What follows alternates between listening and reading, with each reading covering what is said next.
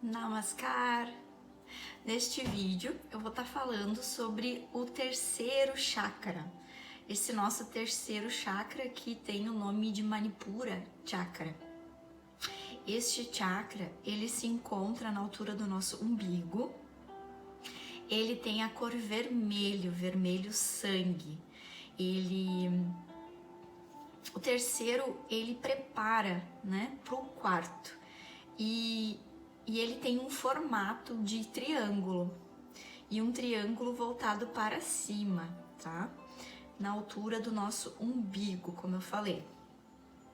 As glândulas que são conectadas com o nosso terceiro chakra são as glândulas suprarrenais e o pâncreas. E este chakra, ele tem 10 virts, 10 propensões, né? Então, em relação ao primeiro e o segundo que nós falamos, ele tem muitas propensões, né? E o primeiro virt, né, a primeira propensão é a timidez, a vergonha. É a pessoa que muitas vezes ela não consegue deslanchar no seu negócio, né, no seu trabalho, nas suas atividades, porque ela se trava, né? Ela deixa de fazer certas coisas em função dessa timidez, né, dessa vergonha. Então pode ser um desequilíbrio neste terceiro chakra, né, nesse virt.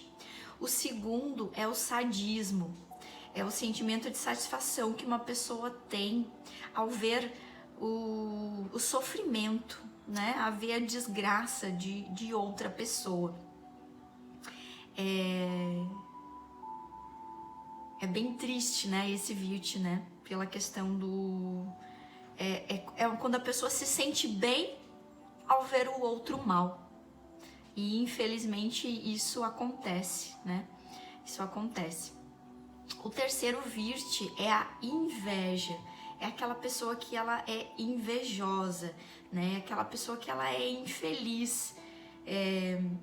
Vê o processo da outra pessoa, né? Vê a felicidade da outra pessoa, mas ela fica triste com isso.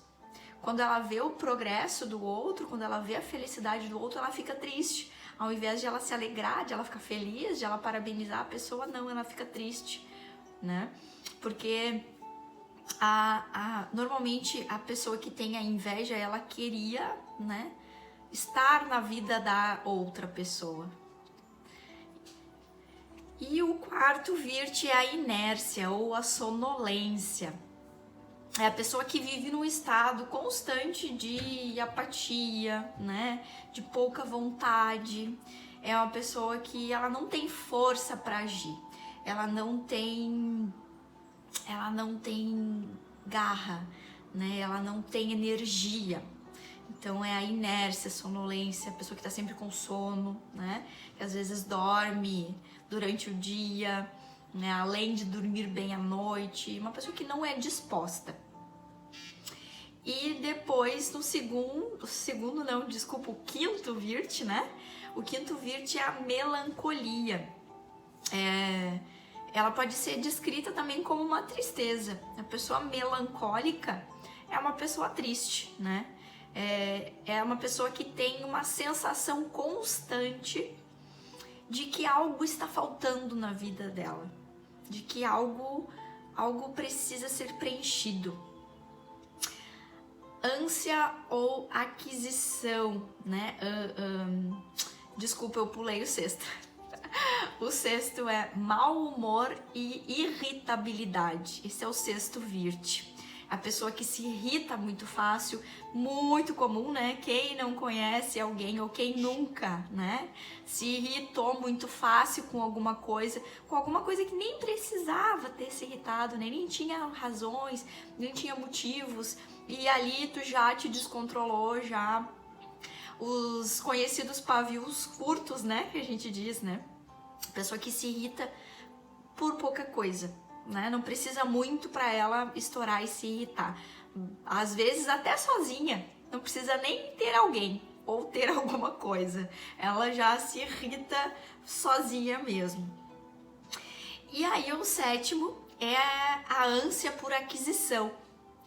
É o desejo excessivo de bens materiais, né? E essa ânsia por aquisição, ela não é uma ânsia por aquisição de coisas necessárias.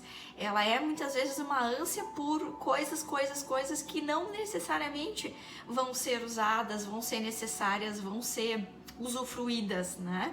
É uma pessoa que gosta de acumular, né? Gosta de adquirir. Então, quando a pessoa tá com isso muito forte nela, né, tá indo muito pro lado material, tá muito nessa questão de querer adquirir, ela pode estar com um desequilíbrio nesse terceiro chakra, né, neste sétimo virt. E o oitavo virt é a paixão, é aquela atração cega, né, aquela coisa que faz com que a gente não enxergue nenhum defeito, nenhum problema, não enxergue nada, né? Simplesmente está apaixonado por aquilo.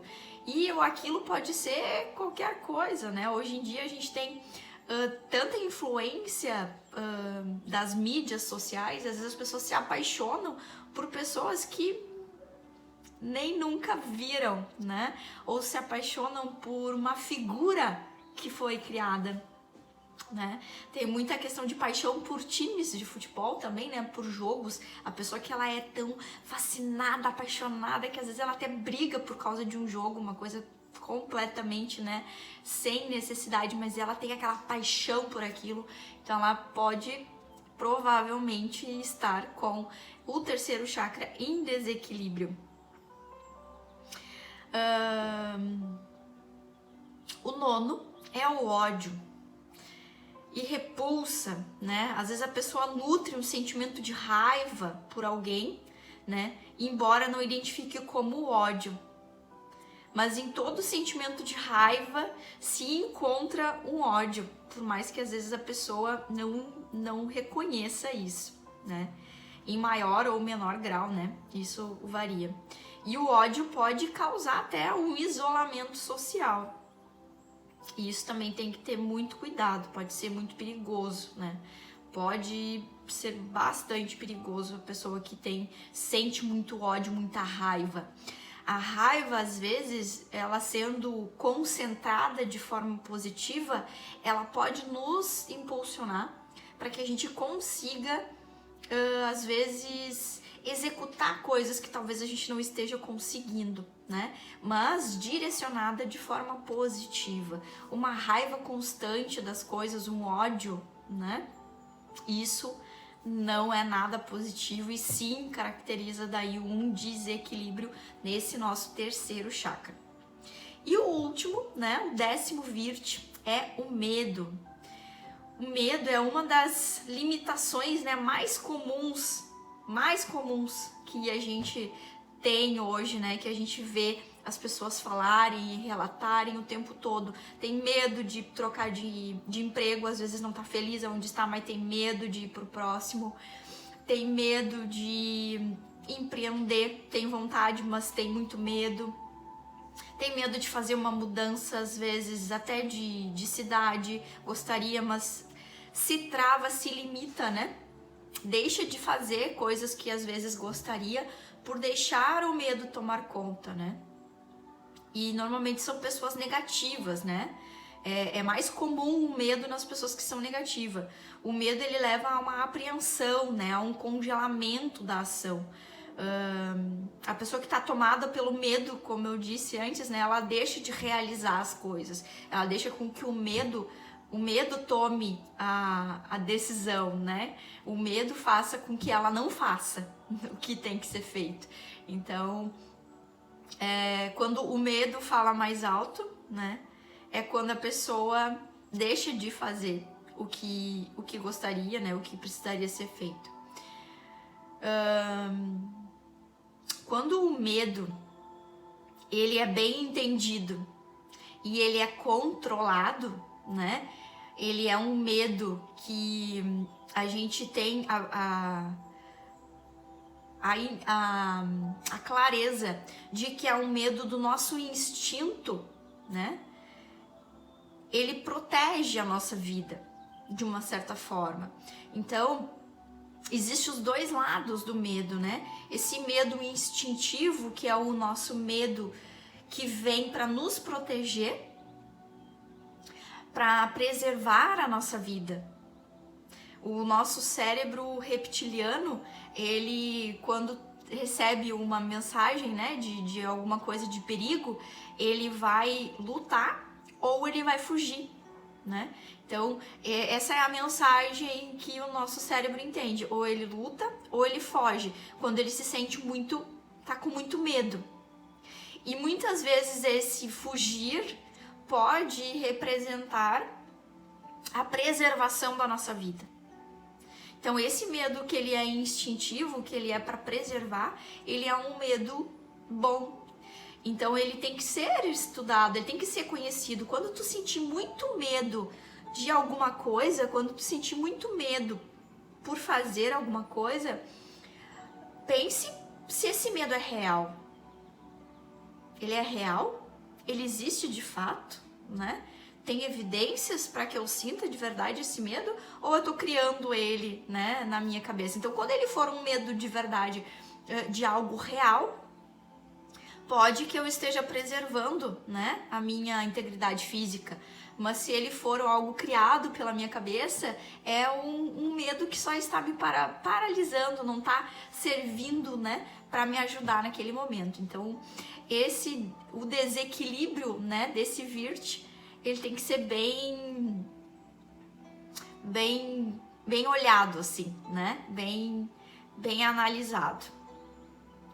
E, na minha opinião, né, o que eu acho que na sociedade atual, né, que a gente está vivendo hoje, o que mais pega desses 10 Virts que nós falamos, né? O que talvez mais está causando desequilíbrio nas pessoas? Eu acredito que é a questão da paixão, o ódio e a ânsia por aquisição. Eu acho que esses 3 Virts, na minha opinião, né, hoje na sociedade que a gente está vivendo, são os que mais estão em desequilíbrio. E, obviamente, o medo, né? Eu falei de 3, mas não, vamos falar de 4, vamos botar o medo junto. Porque hoje a gente tá vivendo uma sociedade que tem, sim, muito medo de tudo, de muitas coisas, né? Em função de todos os acontecimentos e mudanças.